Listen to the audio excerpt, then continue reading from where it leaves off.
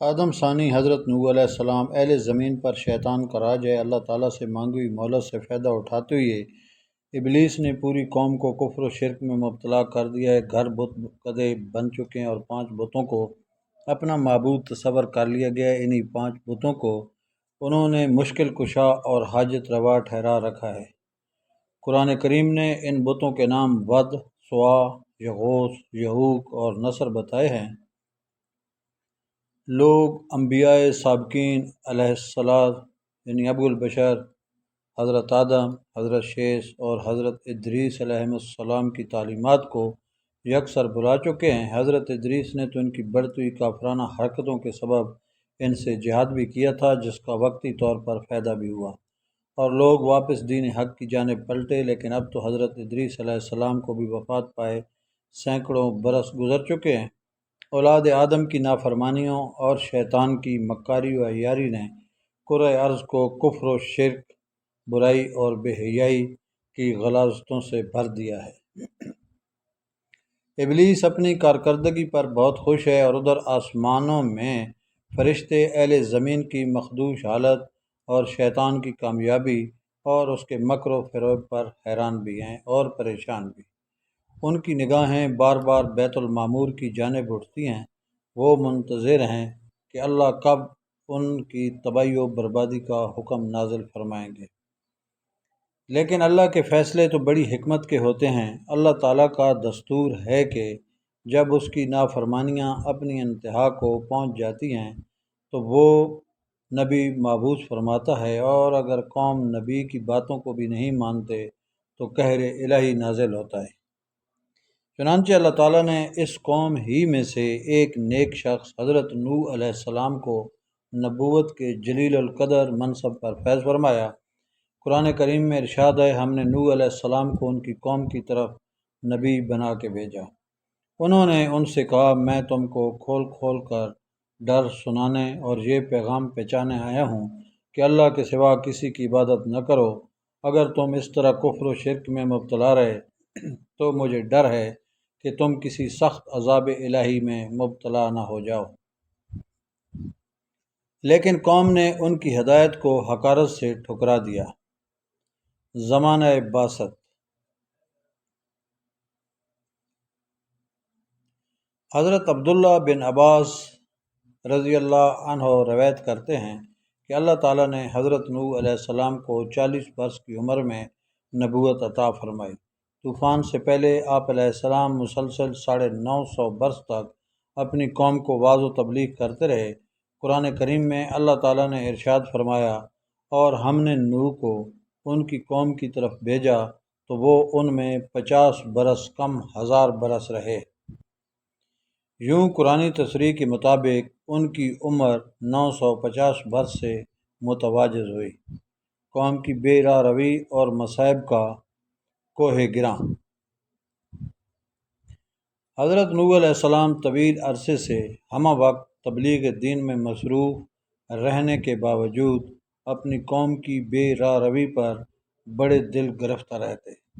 ان کی قوم انہیں طرح طرح کی اذیتیں دیتی، ان پر مصائب کے پہاڑ ڈھاتی، لیکن وہ صبر کرتے اور ان کے لیے دعائے خیر کرتے رہتے۔ حضرت ابن عباس روایت کرتے ہیں کہ نبی کریم صلی اللہ علیہ وآلہ وسلم نے فرمایا، کسی نبی کو اپنی قوم کے ہاتھوں اتنی تکلیف اور اذیت نہیں پہنچی جتنی حضرت نوح علیہ السلام کو اپنی قوم کے ہاتھوں برداشت کرنی پڑی۔ کافر ان کو ڈراتے، دھمکاتے اور تبلیغ سے باز رکھنے کے لیے اتنا مارتے کہ وہ بے ہوش ہو جاتے۔ کبھی ان کے گلے میں پھندا ڈال کر بازاروں میں گھسیٹتے پھرتے۔ حضرت ابن عباس رضی اللہ عنہ سے ایک اور روایت منقول ہے کہ ان کی قوم انہیں اتنا مارتی کہ وہ گر جاتے تو ان کو کمبل میں لپیٹ کر کسی مکان یا ویرانے میں ڈال دیتے اور سمجھتے تھے کہ وہ انتقال کر گئے ہیں، مگر پھر جب ان کو ہوش آتا تو دوبارہ اپنی قوم کو راہ حق کی طرف بلانے میں مصروف ہو جاتے۔ بارگاہ خداوندی میں گزارشات۔ حضرت نوح علیہ السلام کی تبلیغی جدوجہد 950 سال تک جاری رہی۔ رات کی تنہائیوں میں آنسوؤں کے سمندر کے دوران اپنے رب سے قوم کے لیے دعائیں کرتے، اے میرے پروردگار، میری قوم نادان ہے، ناسمجھ ہے، اسے معاف کر دے۔ نیز اس دوران اپنی قوم کو ہر ممکن طریقے سے سمجھاتے رہے، کبھی عذاب الہی سے ڈراتے تو کبھی دوزخ کی سختیوں اور جنت کی نعمتوں کا ذکر فرماتے، لیکن قوم ان کا تمسخر اڑاتی، پھبتیاں کستی، گویا وہ کانوں سے بہرے اور آنکھوں سے اندھے ہو چکے تھے۔ اس طویل جدوجہد کے نتیجے میں صرف 80 لوگ ایمان لائے۔ حضرت نوح علیہ السلام قوم کی بدحالی پر بہت غمگین رہتے، لیکن امید کا دامن نہ چھوڑتے۔ مگر کب تک؟ آخر کار طویل اور سخت ترین کاوشوں کے بعد وہ لمحہ آ ہی گیا کہ جب آپ قوم سے مایوس ہو کر اپنے رب کے سامنے اپنی معروضات پیش کرنے پر مجبور ہو گئے۔ اللہ تعالیٰ کا قرآن پاک میں ارشاد ہے، نوح علیہ السلام نے اللہ سے عرض کی کہ اے پروردگار، میں اپنی قوم کو دن رات بلاتا رہا، لیکن وہ میرے بلانے سے اور زیادہ بھاگتے رہے۔ میں نے جب کبھی انہیں تیری بخشش کی طرف بلایا، یعنی توبہ کی جانب، تو یہ اپنے کانوں میں انگلیاں ڈال لیتے، اپنے چہروں کو کپڑوں سے چھپا لیتے اور ضد اور تکبر اور غرور کرتے۔ میں نے ان کو اعلانیہ خفیہ غرض ہر طرح سے سمجھایا اور کہا کہ اپنے پروردگار سے معافی مانگو کہ وہ بڑا معاف کرنے والا ہے۔ وہ تم پر آسمان سے پانی برسائے گا، تمہارے مال و اولاد میں ترقی دے گا اور تمہیں باغ عطا کرے گا اور تمہارے لیے نہریں بہا دے گا۔ آخر تم کو کیا ہوا ہے کہ تم اللہ کی عظمت کا اعتقاد نہیں رکھتے، حالانکہ اس نے تم کو کئی طرح سے بنایا ہے۔ کیا دیکھتے نہیں ہو کہ اللہ نے کس طرح 7 آسمان اوپر تلے بنائے ہیں اور ان میں چاند کو خوب جگمگانا ہوا اور سورج کو چراغ بنایا؟ اللہ ہی نے تم کو زمین سے ایک خاص طریقے سے پیدا کیا ہے، پھر وہ تمہیں اس زمین میں واپس لے جائے گا اور اس سے یکایک تم کو نکال کھڑا کر دے گا۔ اور اللہ نے زمین کو تمہارے لیے فرش کی طرح بچھا دیا تاکہ تم اس کے اندر کھلے راستے میں چلو۔ نوح نے کہا، میرے رب، انہوں نے میری بات رد کر دی اور ان رئیسوں کی پیروی کی جو مال اور اولاد پا کر اور زیادہ نامراد ہو گئے۔ ان لوگوں نے بڑا بھاری مکر کا جال پھیلا رکھا ہے۔ انہوں نے یعنی رئیسوں نے کہا کہ اپنے معبودوں کو ہرگز نہ چھوڑنا، اور ود اور سوا اور یغوث اور یعوق اور نصر کو کبھی ترک نہ کرنا۔ انہوں نے بہت لوگوں کو گمراہ کیا ہے، اور تو بھی ان ظالموں کو گمراہی کے سوا کسی چیز میں ترقی نہ دے۔ آخر وہ اپنے گناہوں کے سبب پہلے غرق کر دیے گئے، پھر آگ میں ڈال دیے گئے، تو انہوں نے اللہ کے سوا کسی کو اپنا مددگار نہ پایا۔ اور نوح علیہ السلام نے دعا کی کہ میرے پروردگار، کسی کافر کو روئے زمین پر بسنے والا نہ چھوڑ۔ اگر تو نے ان کو چھوڑ دیا تو یہ تیرے بندوں کو گمراہ کریں گے، اور ان کی نسل سے جو بھی پیدا ہوگا وہ بھی بدکار اور سخت کافر ہی ہوگا۔ اے میرے پروردگار، مجھ کو اور میرے والدین کو اور ہر اس شخص کو جو میرے گھر میں مومن کی حیثیت سے داخل ہوا ہے، اور سب مومن مردوں اور عورتوں کو معاف کر دے، اور ظالموں کے لیے اور زیادہ تباہی بڑھا۔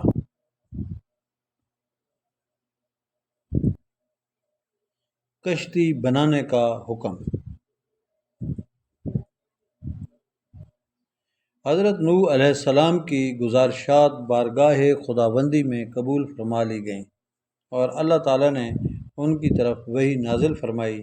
قرآن کریم میں ارشاد ہے، اور نوح کی طرف وحی کی گئی کہ تمہاری قوم میں جو لوگ ایمان لا چکے ہیں ان کے سوا اب اور کوئی ایمان نہیں لائے گا۔ تو جو کام یہ کر رہے ہیں ان کی وجہ سے غم نہ کھاؤ، اور ایک کشتی ہمارے حکم سے ہمارے روبرو بناؤ، اور ان کافروں سے متعلق اب کوئی گفتگو ہم سے نہ کرنا، کیونکہ یہ سب لازمی طور پر غرق کر دیے جائیں گے۔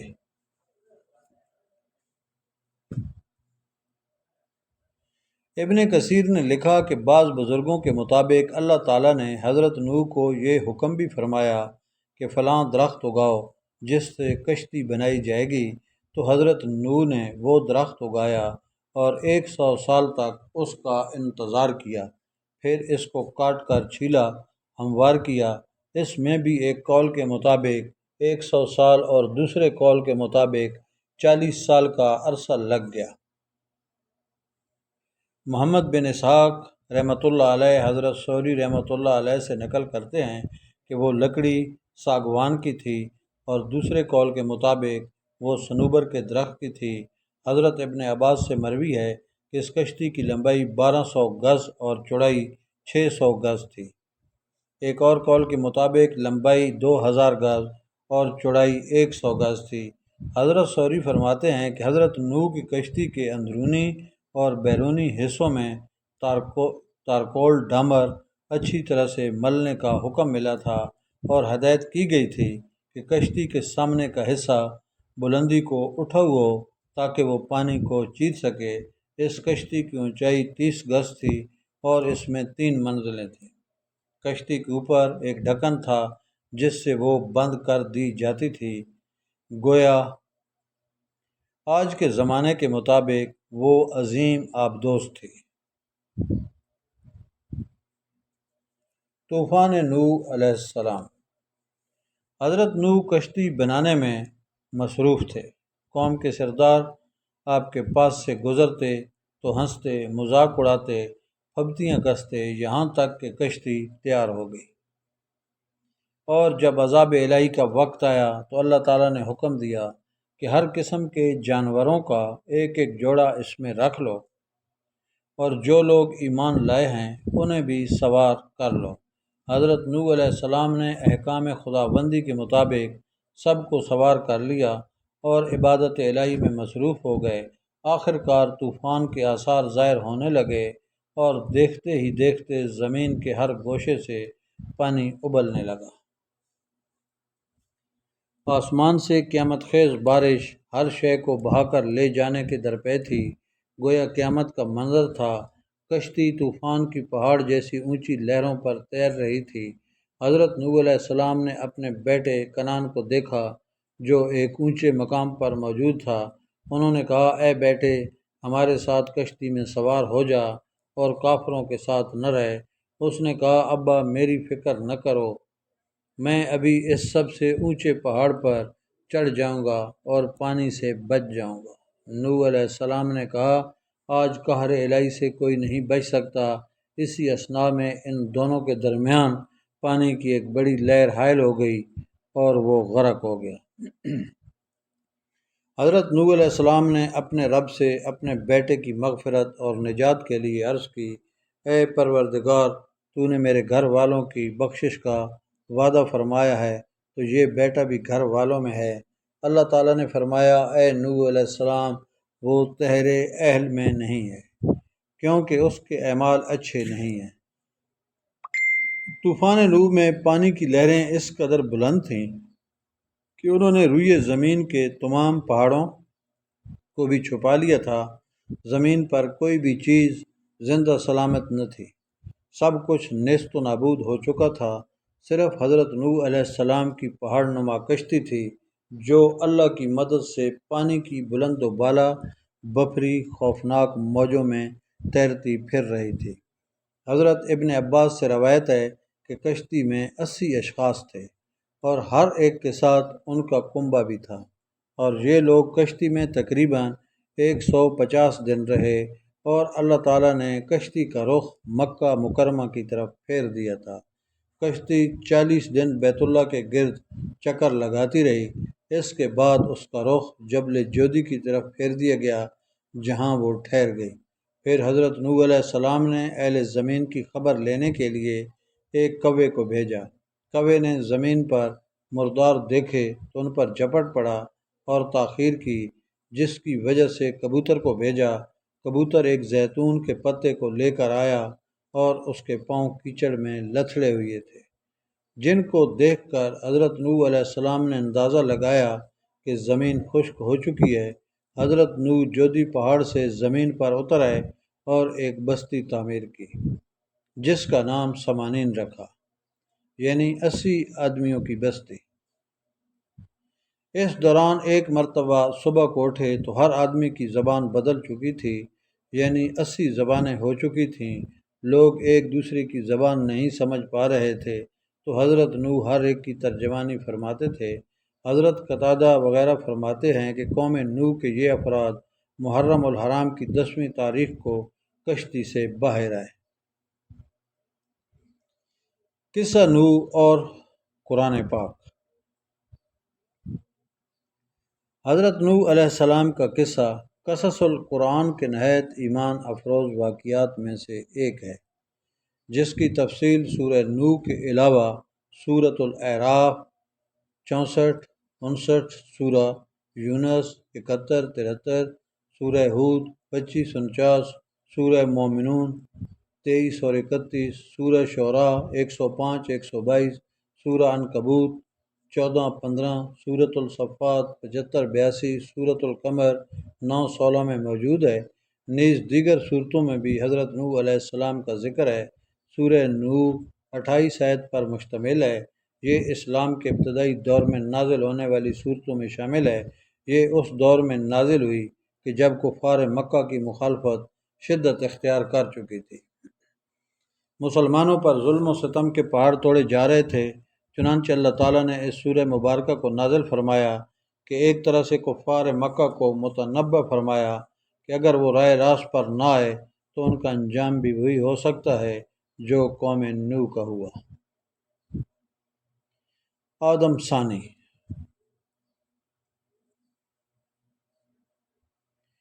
اللہ تعالیٰ نے قوم نوح علیہ السلام کو اس کی نافرمانیوں کے سبب طوفان باد و باران کے ذریعے غرق کر دیا تھا۔ کوئی جاندار شے باقی نہ بچی۔ کشتی میں موجود افراد اور جانوروں کے سوا ہر چیز نیست و نابود ہو چکی تھی۔ پھر اللہ تعالیٰ کے حکم سے آسمان تھم گیا اور پانی خشک ہو گیا۔ پھر اللہ تعالیٰ نے حکم دیا کہ اے نوح، ہماری طرف سے سلامتی اور برکتوں کے ساتھ جو تم پر اور تمہارے ساتھ کی جماعتوں پر نازل کی ہے اتر آؤ۔ سورہ ہود 48۔ چنانچہ حضرت نوح علیہ السلام نے ایک نئی بستی بسا دی، دنیا کے کاروبار کو اثر نو جاری و ساری کیا، اس لیے آپ کو آدم ثانی بھی کہا جاتا ہے۔ دوستو، اگر میری یہ ویڈیو آپ کو پسند آئی ہو تو اسے لائک کریں اور پلیز میرے چینل کو سبسکرائب کریں۔ بہت بہت شکریہ۔